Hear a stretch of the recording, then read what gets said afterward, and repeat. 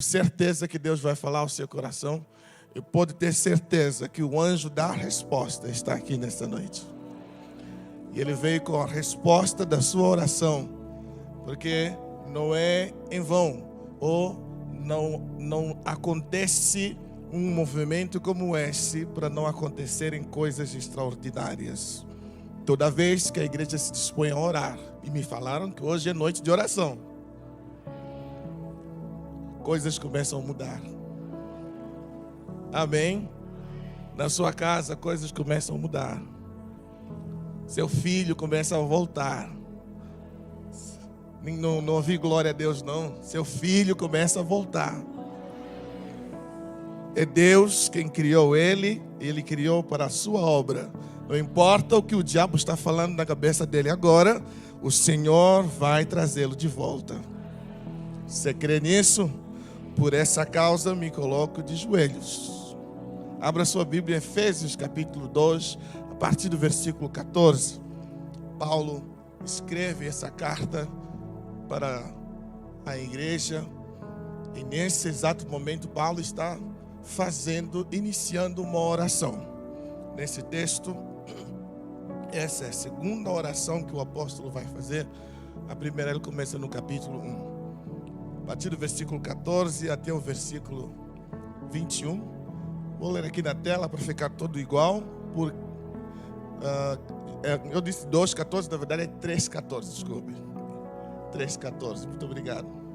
Por causa disso, me ponho de joelhos perante o Pai de nosso Senhor Jesus Cristo, do qual toda a família nos céus e na terra toma o nome, para que segundo as riquezas de sua glória vos conceda que sejais corroborados com poder pelo seu Espírito no homem interior, para que Cristo habite pela fé no vosso coração, a fim de que, estando arraigados e fundados em amor, poderes perfeitamente compreender com todos os santos qual seja a largura e o comprimento e a altura e a profundidade e conhecer o amor de Cristo, que excede todo entendimento, para que sejais cheios de toda plenitude de Deus. Ora, aquele que é, vamos ler juntos aqui? Ora, aquele que é poderoso para fazer tudo muito mais abundantemente, além daquilo ou pensamos, segundo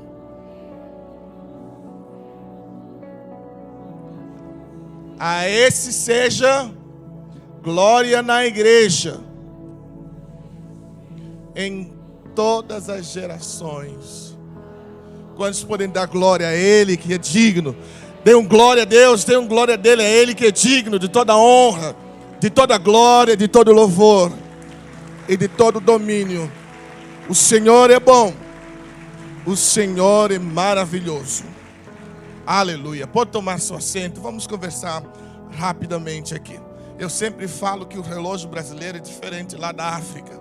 Aqui ele corre muito mais rápido, então tem que ser mais rápido. Amém? Irmãos, a primeira coisa que aprendemos ao ler esse texto, eu quero tentar expô-lo de uma forma bem rápida. Quando Paulo fala, por causa disso, me ponho de joelhos perante o Pai de nosso Senhor Jesus Cristo, e depois vai continuando. Nós temos que saber o contexto em que Paulo fala por causa disso. Se ele fala por causa disso, tem uma razão por trás do que ele está dizendo. Existe uma razão para ele chegar a essa oração. Não é a primeira oração que Paulo faz, é a segunda oração que fica isso bem claro. Mas vamos entender o contexto. Paulo está preso, está algemado, está esperando sua sentença de morte. Paulo está exatamente na sala de espera para a sua condenação ou para a sua morte. E Paulo vai dobrar seu joelho para orar, e ele não pede por si, ele não faz pedidos de liberdade ou não olha para as suas próprias necessidades. Numa noite de oração como essa, eu preciso começar dizendo que o ministério mais altruísta que eu conheço na igreja é o ministério da intercessão. Vou falar de novo. O ministério mais altruísta que eu conheço dentro da igreja é o ministério da intercessão.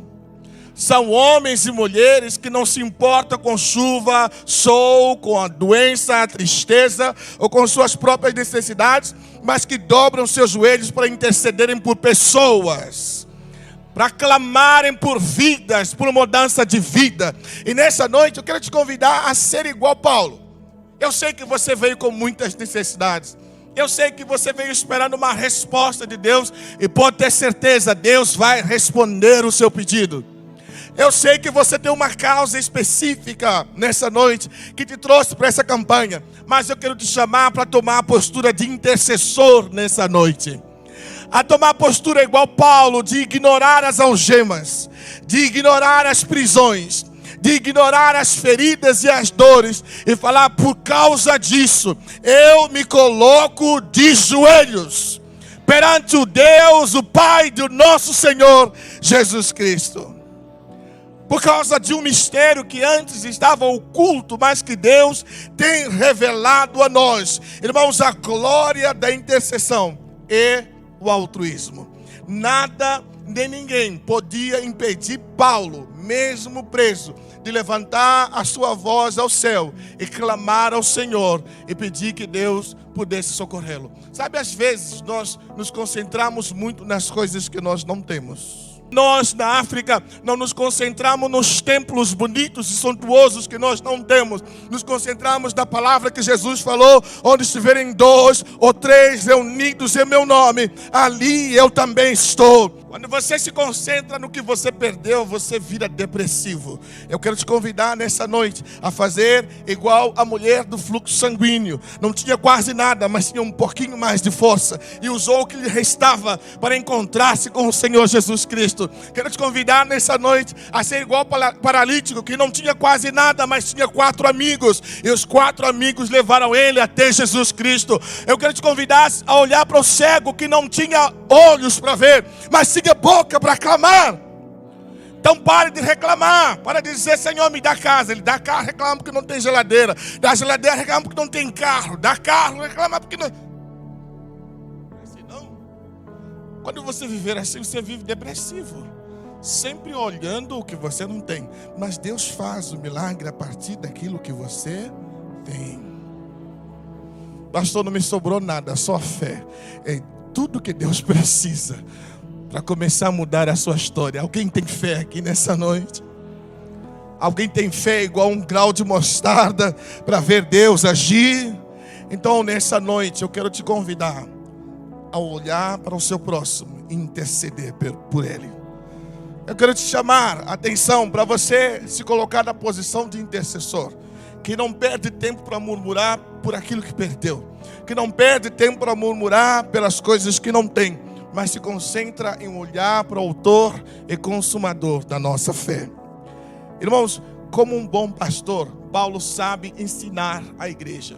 As cartas de Paulo, se você estudá-las minuciosamente, você vai perceber que elas todas são divididas em 2 partes. A primeira parte é teologia, é teoria. Paulo sempre passa a primeira metade da sua carta, ou às vezes até mais do que uma metade, ensinando a doutrina, ensinando para a igreja a teoria e a teologia que nós devemos viver. É a ortodoxia, como se chama na teologia, na linguagem mais chique. A segunda parte de Paulo, ele ensina a prática da teologia que ele ensinou. Nós chamamos disso de ortopraxia. Ele ensina para a igreja como praticar o que ele acabou, a teoria que ele acabou de ensinar. Se Paulo vai te ensinar o que é fé na primeira metade, na segunda metade vai te ensinar como aplicar a sua fé. E nesse livro ele não faz diferente. Ao você olhar para a primeira oração que Paulo vai abrir, ele vai mostrar claramente essa divisão, essa maneira como Paulo coloca as suas expressões ou o seu ensinamento, doutrina e prática da doutrina. Na primeira oração, Paulo vai orar pelo conhecimento, que haja conhecimento no meio da igreja. Ele vai orar por sabedoria e revelação, que nós sejamos iluminados, que Deus possa iluminar as nossas mentes, que Deus possa nos dar uma sabedoria divina para podermos entender e saber como intervir em cada momento das nossas vidas. Irmãos, é preciso conhecer a Deus e prosseguir em conhecer a Deus. Amém?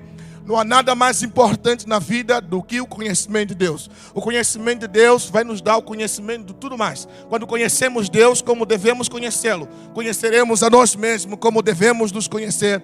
E conheceremos o próximo como se deve conhecer. Ninguém sabe viver no mundo se não conhecer a Deus. O conhecimento de Deus é o ponto de partida para qualquer outro conhecimento que você venha a ter. Eu amo biologia. Ninguém vai conhecer biologia como deve se não partir de Deus. Eu amo a psicologia. Você tem que partir de Deus. Todo conhecimento tem que partir de quem? De Deus. E qualquer conhecimento que não parte de Deus nos torna prepotentes, orgulhosos e até às vezes fanáticos, guiados por um conhecimento ou ideias que muitas vezes vão dividir famílias, vão dividir igrejas e vão dividir uma nação.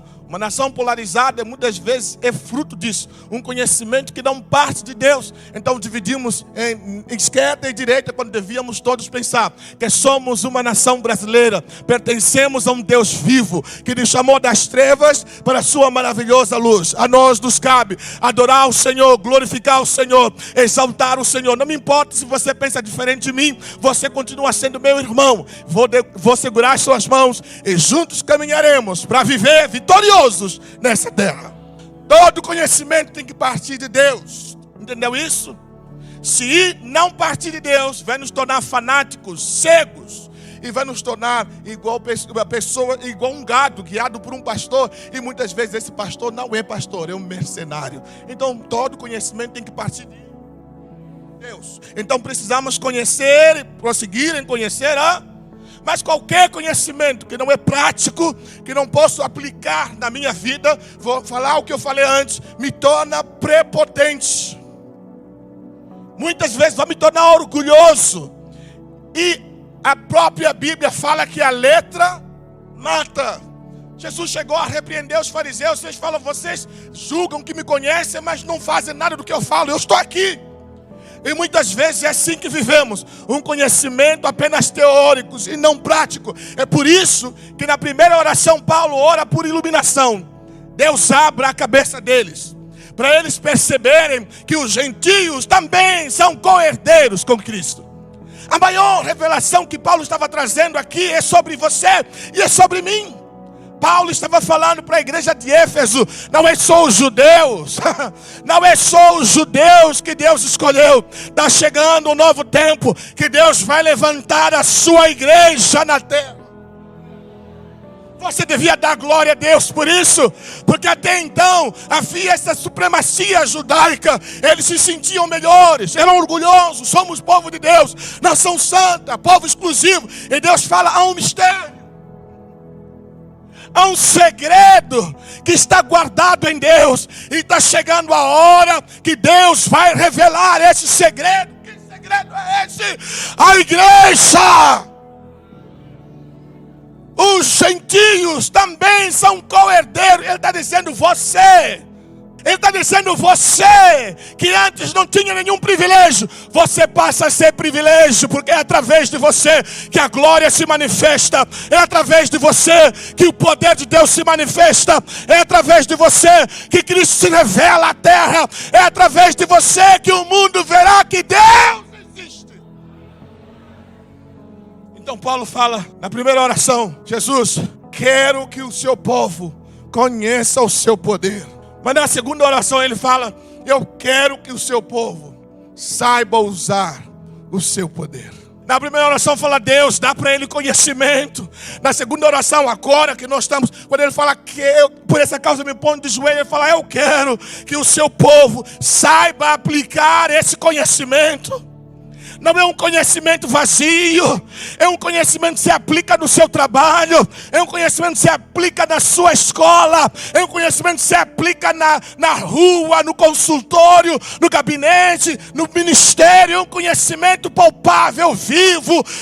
Ele está dizendo, eu quero que minha vida e o poder de Deus se relacionem a cada minuto. Escute, cristianismo é a experiência. É quando nós soubemos experimentar o poder de Deus no nosso cotidiano. Vou falar de novo. O cristianismo é quando você pode experimentar o poder de Deus no seu dia a dia. Nós viramos muito religiosos, esse que é o problema. E achamos que o único lugar de experimentar o poder de Deus é na casa de Deus. Não sabeis vós que vós sois o templo do Espírito Santo, e que o Espírito de Deus habita dentro de vocês. Deus quer falar com você no seu veículo. Outro dia um colega amigo meu, que eu gosto muito, trabalhava na usina São Manuel, hoje está lá em Teodoro Sampaio.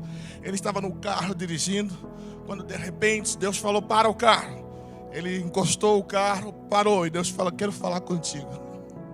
Aqui mesmo, quero falar agora. Não quer esperar você chegar em casa, não quer falar agora. E ali mesmo Deus começou a falar com ele.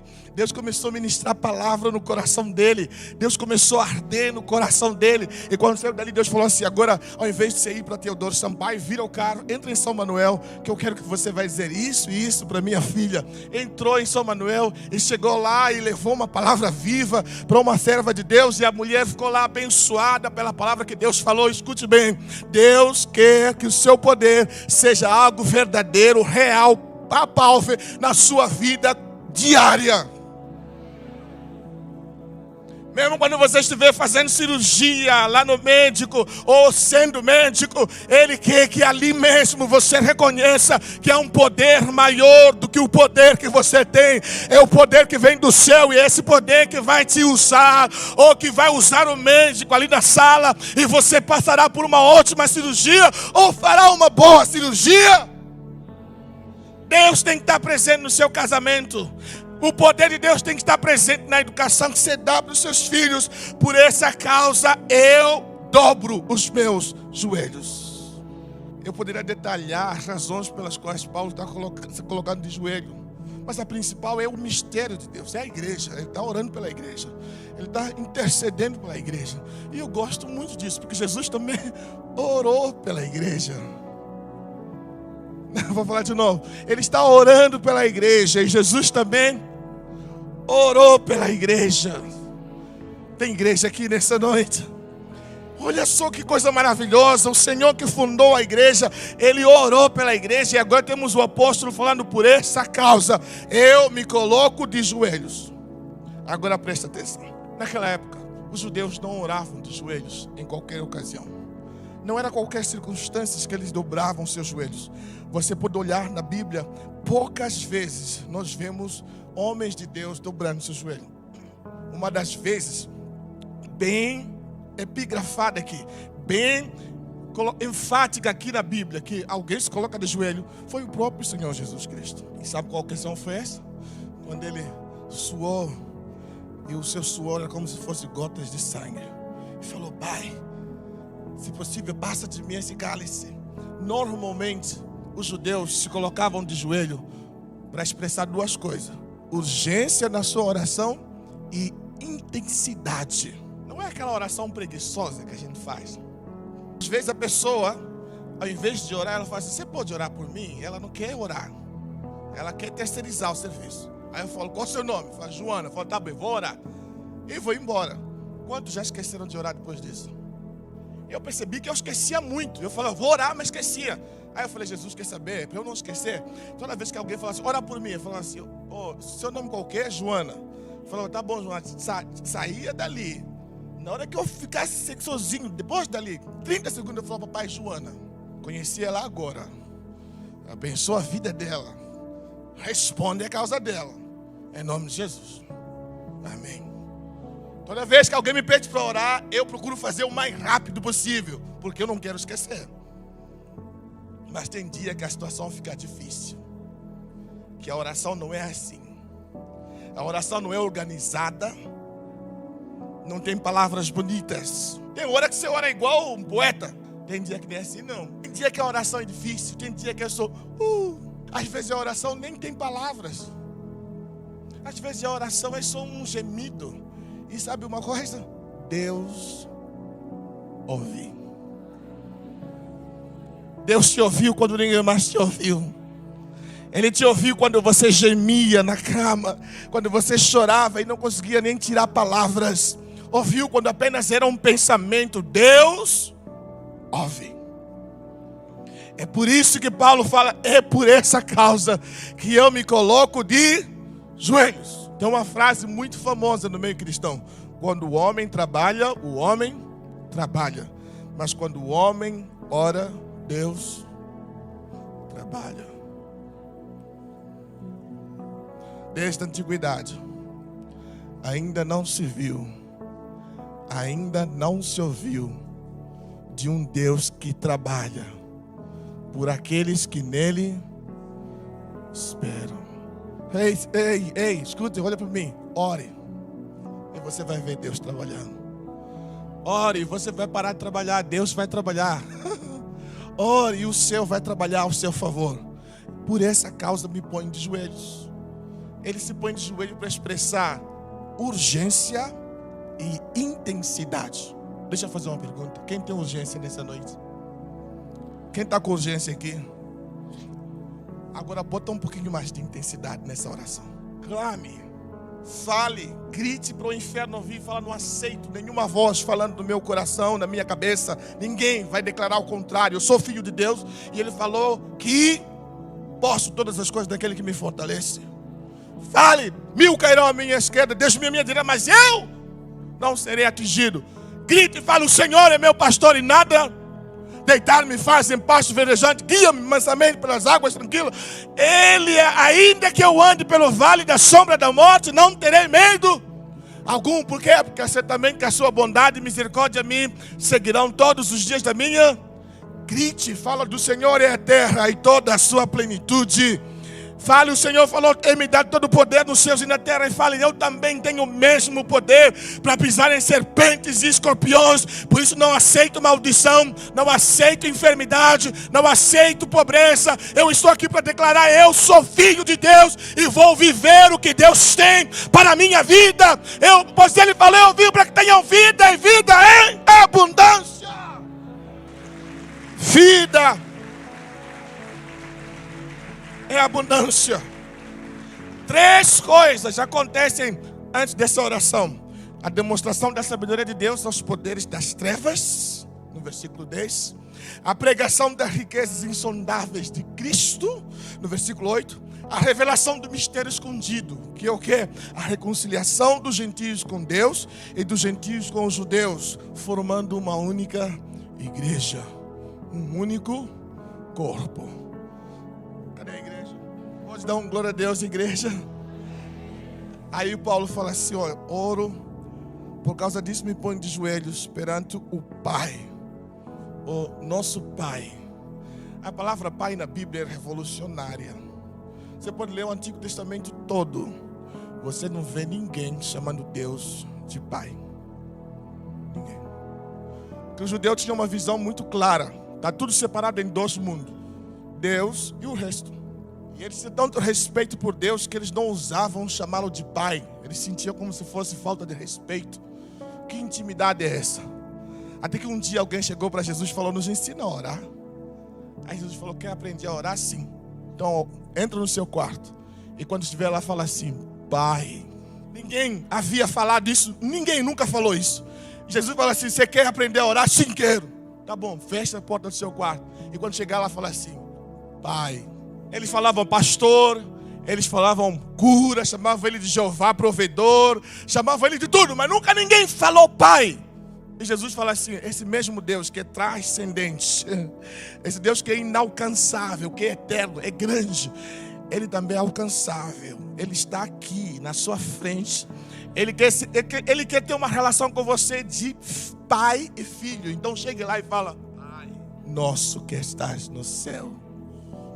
Ali uma grande revolução acontece, porque agora Jesus está ensinando eles: vocês podem se achegar com confiança, ousadia e autoridade na presença de Deus.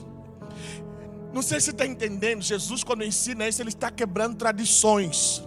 É como se Ele estivesse antecipando a quebra do véu do templo, dizendo: não há mais nada que te impede de chegar na sala do trono. Ele está afirmando para a igreja: não tem mais nada na terra terra que impede você de entrar na sala do trono. Era um privilégio do sacerdote que nem chegava no santo de qualquer jeito. Era um privilégio de um grupo seleto. E ele fala, a partir de agora, é um privilégio da igreja. Ele está dizendo, a partir de agora, é um privilégio seu e meu. Eu não preciso de nenhum mediador. Não preciso que nenhum pastor se coloque na frente. Não preciso que nenhum pregador venha e coloque as mãos sobre mim. Eu posso entrar no trono, na sala do trono e falar. Não está me entendendo, estou falando contigo. Hoje Ele vai te responder. Mas você tem que saber entrar na sala do trono e falar. Ele está quebrando padrões. Ele está quebrando religiosidade.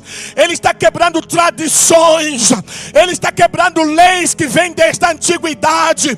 Ele está quebrando costumes, dizendo não valem costumes, não valem tradições, vale o que eu estou dizendo. Você é meu filho. Filho. Você devia bater no peito e falar, eu sou filho. Irmãos, você pode quebrar tudo, mas você não quebra a relação de pai e filho. O filho pode até fugir de vez em quando, mas por essa causa, eu me coloco de joelhos. Por essa causa eu me coloco. Ore pelo seu filho. Eu falei esses dias numa igreja aqui em Botucatu. Muitas pessoas ignoram porque que o salmista no Salmo 19 chama jovens de mancebo. A palavra que ele usa para jovens é mancebo no original. E sabe por que ele usa a palavra mancebo? Quem já foi militar sabe que essa palavra é militar. Mancebo é jovem, um termo bem militar. E sabe por que chama jovem de mancebo? É porque normalmente a linha de defesa numa família são jovens. É porque a linha de defesa numa família são os jovens. E hoje em dia eu vejo homens mais velhos, eu vejo pastores e idosos desdenhando dos jovens e falando, jovens não sabem nada, jovens não prestam. Não é verdade. Jovens são aqueles guerreiros que vão se levantar para lutar por sua própria casa. A igreja não funciona se os jovens não se levantarem. A casa não fica de pé se os jovens não se levantarem. Então, em vez de desdenhar dos jovens, mãe, pai, dobre o joelho e comece a clamar por ele. Fala, meu filho não vai ficar nas drogas. Os jovens dessa igreja não vão ser ociosos, vão ser operosos, ativos, cheios do Espírito Santo.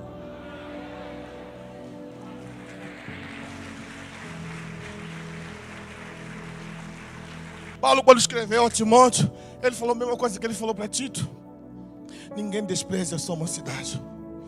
Porque naquela época era igual. Eles olhavam para os jovens e falavam, não tem discernimento, não tem sabedoria.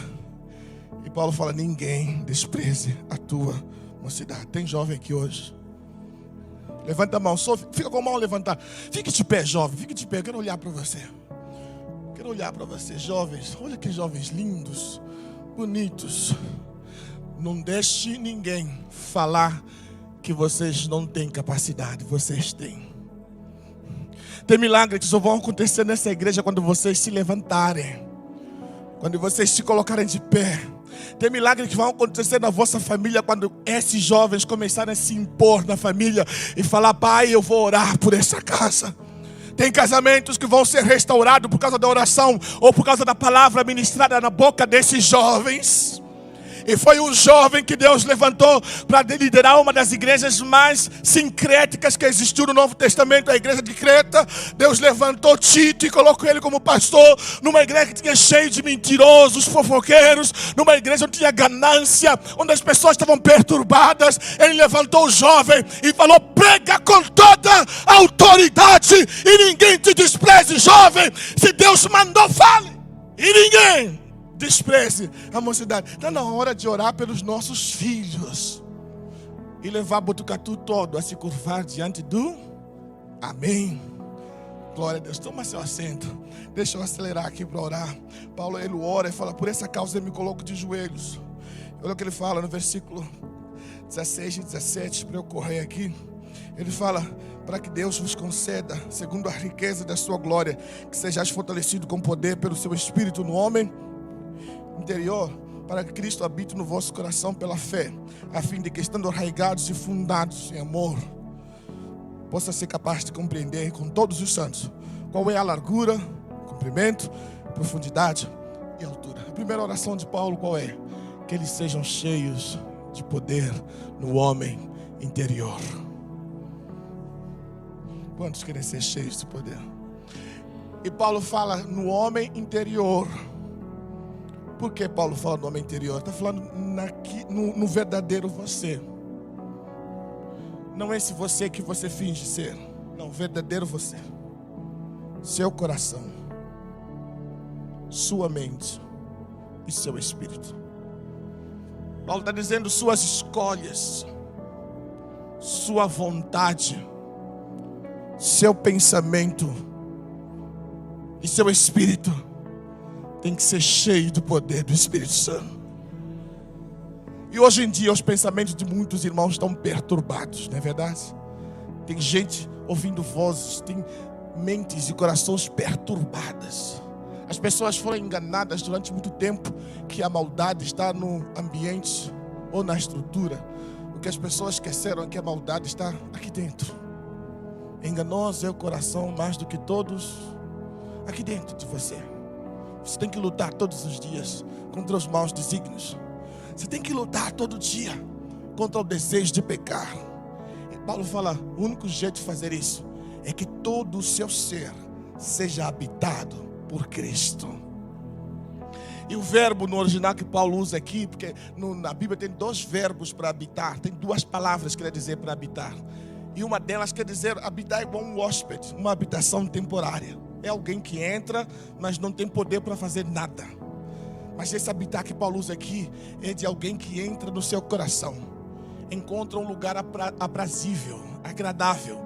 Ele faz desse lugar a sua morada. Paulo está dizendo, minha oração é que Cristo possa encontrar morada no seu coração. Que Cristo possa encontrar um lugar onde Ele possa reinar. Ele quer reinar sobre os seus pensamentos. Ele quer reinar sobre as suas escolhas. Ele quer reinar sobre as suas vontades. Que você realmente fale, seja feita a sua vontade. Que você realmente se submeta. Fala, aqui estou, Senhor. Encha-me do seu Espírito. Mas recebereis poder ao descer sobre vós o Espírito Santo. E sereis minhas testemunhas, tanto em Jerusalém como em toda Judeia e Samaria e até aos confins da terra. A palavra aqui na Bíblia tem duas palavras para poder. Uma é exousia, autoridade, e a segunda é dunamis, é aquele poder que explode aqui e vai se espalhando. Paulo quer que você seja cheio de um poder que vai contaminar outras pessoas. Você ser cheio do Espírito Santo a ponto de outras pessoas serem cheias do Espírito de Deus. Ele quer que você transborde de poder. E como é que isso acontece? Ele fala para que nós sejamos o quê? Arraigados e fundados no amor. Duas palavras, duas figuras de estilo bem importantes aqui, mas eu quero apenas lembrar da palavra arraigados, raízes. Ele fala que a nossa raiz é o amor de Deus. E eu quero terminar falando sobre isso porque o tempo não me permite mais. Já pedindo desculpa porque já passei um pouquinho do meu tempo. Ele fala arraigados e fundados no amor. Escute bem. Arraigado vem da agricultura, vem da botânica. A palavra arraigado é raiz. Quando ele fala arraigados no amor, ele está dizendo que você e eu temos nossas raízes no amor de Deus. Ou seja, amor não é uma necessidade para mim e para você. Vejo muitas pessoas mendigando o amor, chorando por amor, clamando para serem amadas. Ele fala, amar ou amor não é uma necessidade para mim, para você. Amor é a nossa essência. É a nossa essência. Vou falar de novo. Amor é a nossa essência. Então nós não mendigamos por amor. Nós oferecemos amor. Não está me entendendo? Nós não mendigamos amor, nós oferecemos às pessoas amor. A única coisa que a igreja deve odiar é o pecado e acabou. Nada mais. Ao seu irmão, mesmo que não concorde, ame. Ao seu vizinho, mesmo que não concorde. Ao seu pastor, mesmo que não concorde. À sua igreja, mesmo que não concorde. A ninguém devais nada a não ser o. Nisto saberão que vocês são meus discípulos. Se o quê? Se vos amardes uns. Muitas pessoas pensam que crente cheio do Espírito Santo é aquele que fala em língua. Mas a Bíblia fala que os frutos do Espírito são benignidade, bondade, fé, paz. E quando você lê 1 Coríntios 13:13, tirando os frutos do Espírito, fala assim, existem 3 virtudes na igreja. Quais são? Fé, esperança e amor. E maior dessas é o amor. E eu queria que você saísse daqui hoje e se lembrasse de uma coisa. Aquele seu pai que te machucou a vida toda, que te feriu, que magoou você, que você olha para ele e fala assim, queria que ele morresse. Deus me manda te falar, ame ele. Porque a maior virtude de um cristão é o amor. O amor que tudo suporta, tudo sofre, tudo crê. Quando chamam alguém, e Paulo fala, ora, esse amor tem que ser fundo, alto, tem que ser largo e tem que ser. O que mais que ele usa? 4 dimensões de que ele fala, quais são? O amor tem que ser fundo, largo. Fundado no amor capaz de compreender a largura, o comprimento, a profundidade e a altura desse amor. É tão profundo esse amor que ele alcança o pior dos pecadores. É tão alto que ele leva o pior dos pecadores para o céu. É tão largo que ele alcança o mundo inteiro. Chegou lá na África. E é tão comprido, irmãos, é tão comprido, irmãos, esse amor, que não importa a extensão da sua maldade, ele vai te alcançar. Pedro, você me ama? Sim, Senhor. Pedro, você me ama? Sim, Senhor. Pedro, você me ama? Senhor, tu sabes, apacenta as minhas ovelhas. Pastor João sabe o que estou dizendo. Não se faz a obra sem amar as pessoas. Não se vive ministério sem amar as pessoas. Amém? Vamos amar? Você pode se colocar de pé. Eu quero terminar lendo os últimos versículos que chamamos de doxologia. E eu quero ler esse versículo para deixar eles no seu coração, para você não esquecer disso, antes de orarmos aqui nessa noite. Paulo fala para compreender esse amor e experimentar a plenitude daquele que era. Que ele fala assim, para que Cristo habite no vosso coração pela fé, a fim de que, estando arraigados e fundados em amor, possa ser capaz de compreender com todos os santos qual é a largura, o comprimento, a profundidade e a altura, e conhecer o amor de Cristo, que excede todo conhecimento, para que sejais cheios de toda a plenitude de Deus. É ser cheios de plenitude até a plenitude, é ser cheios até o limite de todo Deus. Para quê? Ele fala, ora, aquele que é capaz. Vamos ler junto o versículo 20. Vamos ler juntos? Vamos lá? Ora, aquele que é poderoso para fazer tudo.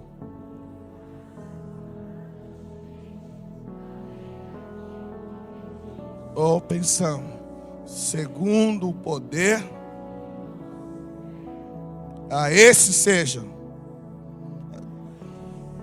glória na quadrangular, por Jesus Cristo, em todas as gerações.